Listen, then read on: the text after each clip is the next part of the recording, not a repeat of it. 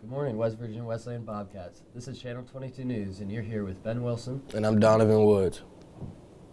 I hope you had a great weekend celebrating St. Patrick's Day and also enjoyed the nice sunny weather Buchanan got. Did you know Wesleyan had an esports team? Reporter Tucker Denning sat down with a couple of players on the team and discussed what they do on a daily basis. Many sports are offered at West Virginia Wesleyan College, and esports is a very important one.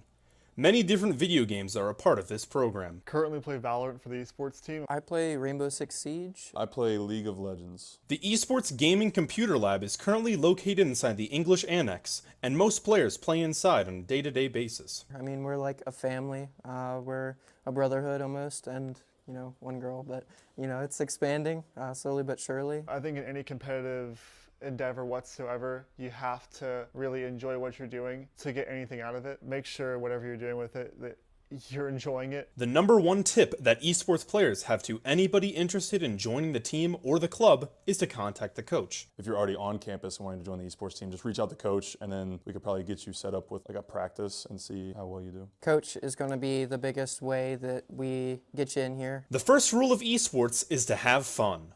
For more information, contact Coach Hayes at hayes.e@wvwc.edu. This is Tucker Denning, Channel 22 News. Thanks, Tucker. As school picks back up, we would like to see what our Bobcats did on spring break. Reporter Hunter has interviewed a few students on campus.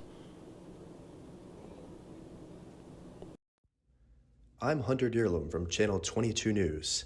Recently, I went about campus asking students what they did for spring break. Here's what I got. I'm here with sophomore and men's soccer player Ahmed Abdul Salam to talk about what he did over spring break. Ahmed, what did you do over spring break? I stayed in Buchanan, nothing crazy. It wasn't as fun as I wanted it to be, but it was a nice rest. Very nice. And what happened over spring break in Buchanan? Did you watch Netflix shows? Were you playing soccer? What was going on? I would train during the day, run, go to the gym. The wellness center was open sometimes, but sometimes, some closes early. You don't know what's going on. But yeah, Breaking Bad destroyed that show. Like Very 3 nice. seasons finished it. And the weather, how was the weather while you were here? It was sunny some days, and then some days it was really cold. So I don't know. Awesome. Thank you, Ahmed. You're welcome. Once again, I'm here with sophomore men's soccer player Junior Razzo to talk about his spring break as well. Junior, how was your spring break? My spring break was pretty good. I went to Panama City Beach with a couple teammates. We rented out an Airbnb. It was pretty fun. We expected the Airbnb to be good, and it was. It was excellent. I rated a 9 out of 10. The weather wasn't kind of good, but we went out at night to the clubs, enjoyed ourselves with a bunch of my teammates and just got away from school just to have fun and enjoy ourselves a bit. And Junior, would you do it again? Yes, I would. That's what I'd like to hear. Junior, thank you very much. Thank you very much. I'm here with freshman and men's soccer player Devin John to talk about his spring break vacation as well. Devin, how was your spring break? It was good. Me and a couple of buddies drove down to Destin, Florida, so that was fun. Nice. And how was the drive? It was long, but it was worth it. Very nice. And where'd you stay when you were in Florida, Dev? We stayed at a penthouse. Wow. Sounds like quite the guy. Got quite the money as well. Devin, thank you very much. No problem. Thanks, Hunter. Now for the update on school sports. Our softball team has had a great season so far, going 2-4 this week, tallying their overall record to 11-8-1. On our track and field team, Kennedy Kunz secured a top 5 finish in javelin, finishing the highest Division II competitor in the event. Our tennis team dropped their conference opener. Donovan, can you give us an update on the weather and other events happening around campus? I certainly can, Ben. As mentioned last week, warmer days are here. We can expect some highs and lows for the temperature, with the high being around low 70s and mid 50s throughout the week, and then dropping to 40s during the night. We can also expect some rain Wednesday through Saturday, but for the most part, the weather should not be too cold. This week's Bobcat Entertainment will be hosting 2 exciting events. Friday, March 25th is a Kahoot-a-thon in Cats Club beginning at 8 p.m. Prizes include Amazon and Walmart gift cards. And those that sign in for the event will get a Cat's Claw smoothie. Thank you, Donovan, for the updates about what's happening around our campus. Did you know Wesleyan has an art gallery? Reporter Chloe Purdue met with Crystal Brown and Danielle Wyckoff to talk about the latest Sleeth show.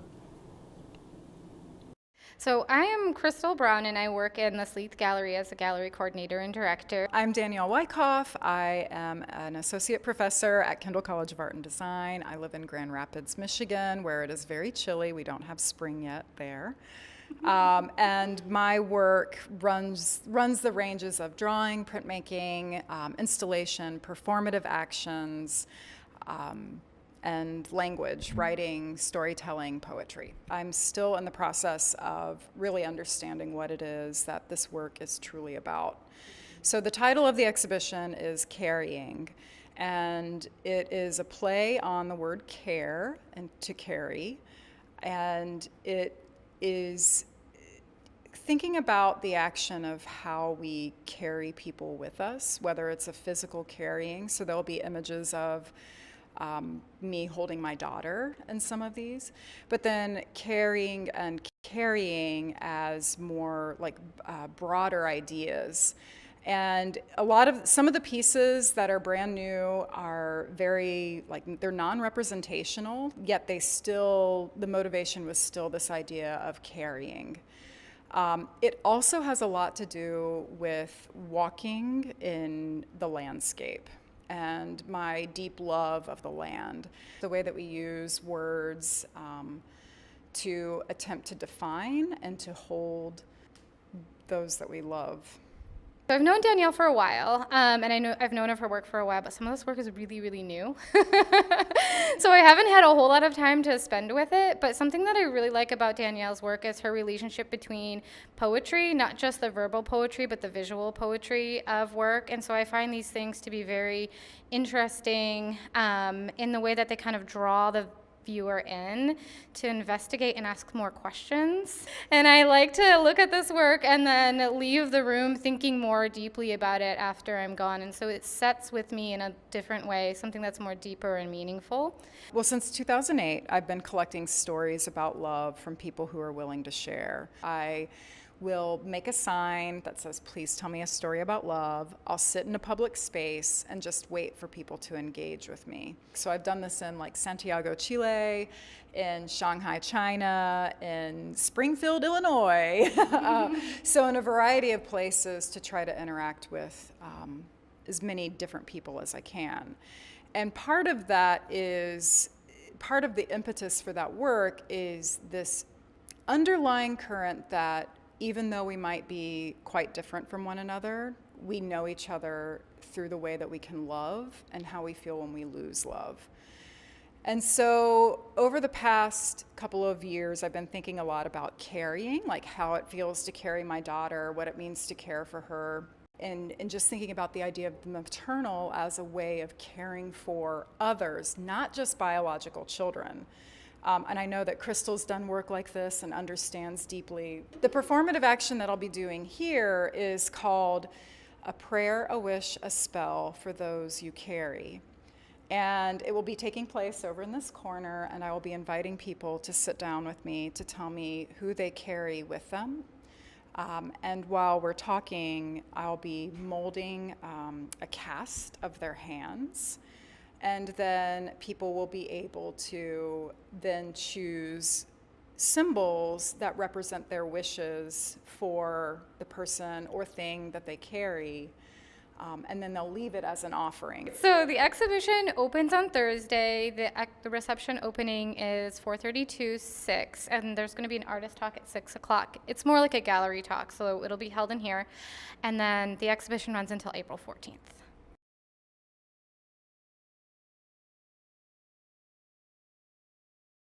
Thanks for tuning in with us this week. From all of us here at Channel 22 News, have a wonderful week. As always, I'm Ben Wilson. And I'm Donovan Woods. So long from the studio.